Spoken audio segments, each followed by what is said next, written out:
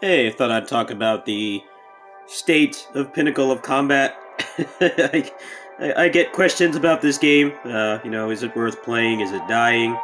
Uh, I can't really answer a lot of those questions. I'm not an insider or anything. It's just that the developers of this game do not communicate that well. um, Main thing with this game is they're not wanting to do your basic like service gotcha game mechanics where um, they just recycle assets all the time, and they make like 50 versions of a character and stuff. Virgil in a speedo, things like that. Uh, you don't have anything like that here. You only have 3 characters. You can't really get alternate versions of them or anything. Pretty much the gotcha is just the movesets. Sorry, I'm still sick with COVID. So there's lots of things to unlock. There's lots of moves and stuff. It's just the problem is they don't update this game very often. The levels. If I actually play one of the levels here.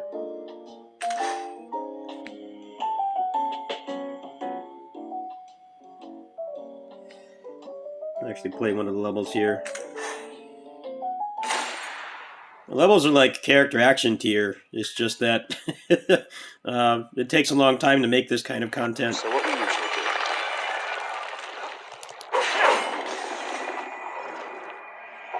There's also been a lot of problems with monetization in this game as well. Just feeling like you're not getting fair compensation for spending money on the game, which, in these kinds of games is a problem. I totally get it. I used to cash on this game, but I kind of stopped because there's no pity system.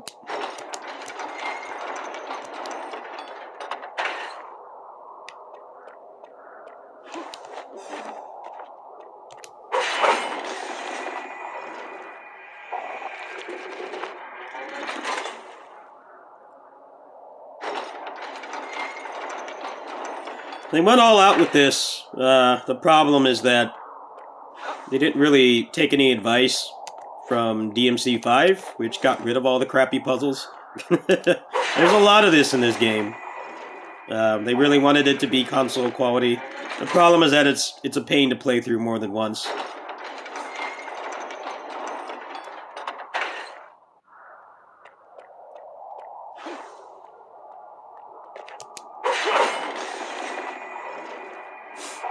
I remember getting stuck on a puzzle at this towards the end of the campaign for like a really long time.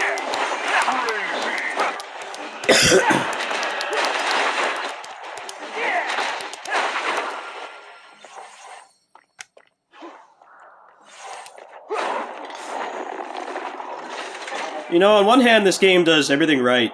It has incredible combat, the graphics are great, built-in controller support, pretty much the things you would want from a mobile game. You want it to feel like a real game, not just some cheap, turn-based card game or something. Something that's a little bit more in line of, the experiences you can get on gaming on console and PC. It's just they can't get content. They can't get content coming fast enough. Their communication is pretty poor. Nero was already supposed to be announced. There was supposed to be a PC port for this as well. I was hoping for the PC port before I started playing this again, but then I got this new phone, and that kind of helped me to play this again. The main reason I stopped was just because of the lack of my phone's ability to run it before.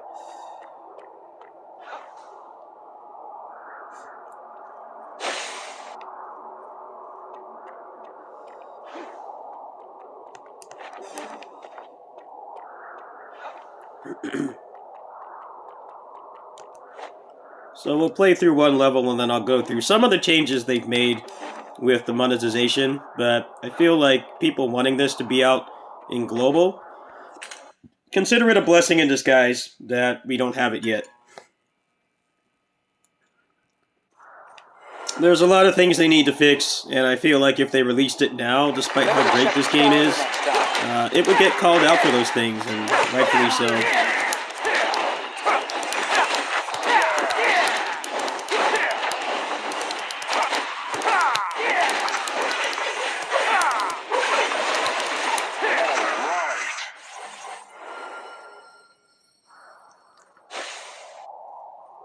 Nice scenery.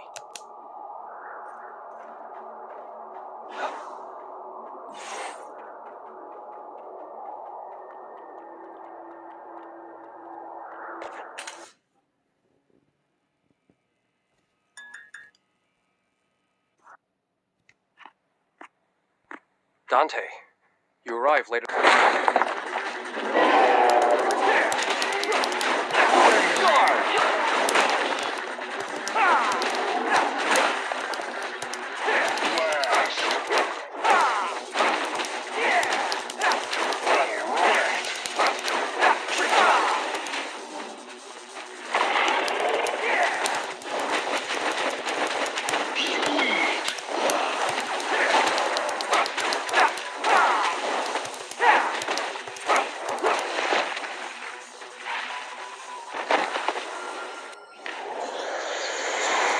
This game also has no stamina system either, which is odd because it's a Chinese game. There's no stamina system in this at all. It's pretty much it's designed in a way where you will run out of things to do, but nothing just outright telling you can't play anymore. All right, so let's talk about the monetization in its current state.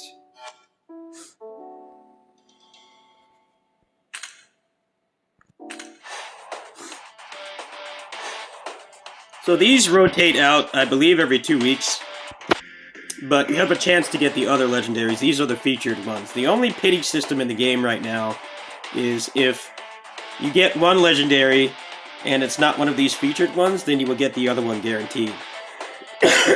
Problem with that, massive pool. Oops.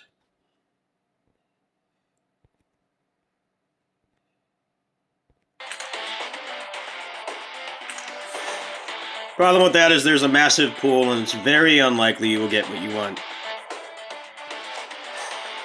You could save up or spend a lot and not get anything. You also have this one, which actually has the same drop pool, I believe. I don't know if the rates are lower.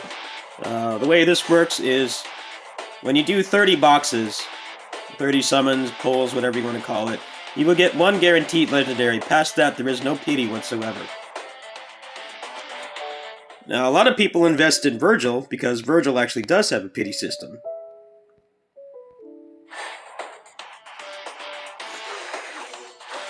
So Virgil has these things called source rocks. Source rocks are basically your pity. When you pull on his banner, there is a chance that you will get a random number of source rocks. And once you get enough, you can use them to buy a number of things here. As you can see, I invested quite a bit in Virgil. I got Virgil himself. I got 6 of his weapons. I also bought a bunch of these books as well, which you can use to buy the super moves for each respective class of weapon. His weapon classes are very much the same as they are in 4 and 5. Actually, 3, 4, and 5, actually. Force Edge, Yamato, and then the Beowulf. So there's a bunch I don't have here because I haven't played the game in a while. The thing about these moves is some of them don't really have that much utility. They're cool, but they might not really serve much purpose. You don't really need to have all of them. Like, that one looks pretty sick. So if I had 50 source rocks, I could just choose this and just get the move outright. Otherwise, you gotta grind. Now, they have made one little bit of progress with how this is designed. RK actually mentioned this to me. So now when you buy the Battle Pass, which I believe, I haven't bought the Battle Pass for this in a while. I think it was like, I don't know, like 15 bucks or something. If you buy that, the premium one, it will give you a box that will allow you to choose one of these 2 legendaries. So now, if you're patient enough and that the game lives long enough, you can actually get a weapon guaranteed. provided that you're patient and you play daily, which is a step in the right direction, but I feel like if they release this game right now in global, and they don't have a PC version, and they don't fix the monetization, a lot of people are going to hate this game, and it's just a shame. The gameplay is really good, but they just can't keep people playing this for long periods of time. It's very much a side game. You think with the quality of the game, the graphics, the sound, the gameplay, the combat, that this would be something you could easily replace your other main service games with. The problem is that content doesn't come fast enough, and you can get through what's here pretty fast. And they don't really communicate what's coming next either. Actually, reminds me a little bit of Avengers, where they have like no roadmap and stuff like that. If you do play this game when it comes out global, I definitely recommend not quitting the other games you're playing. Play this on the side. Don't spend too much money on it. Enjoy it for what it is, but it definitely needs a lot of work. They need to get better at realizing what keeps people coming back, and update more often and tell people what's coming. I think that's the biggest problem right now is I haven't played this for a couple months. My old phone could barely run it. Running it on the emulator was frustrating. But now that I have a good phone and the game has built-in controller support, I run the game at like locked 60 FPS all the time. So the technical aspect is gone in terms of my playing it. It's just that there's not really a whole lot to do. You run out of things to do. Also, there's some objectively pay-to-win stuff in this game.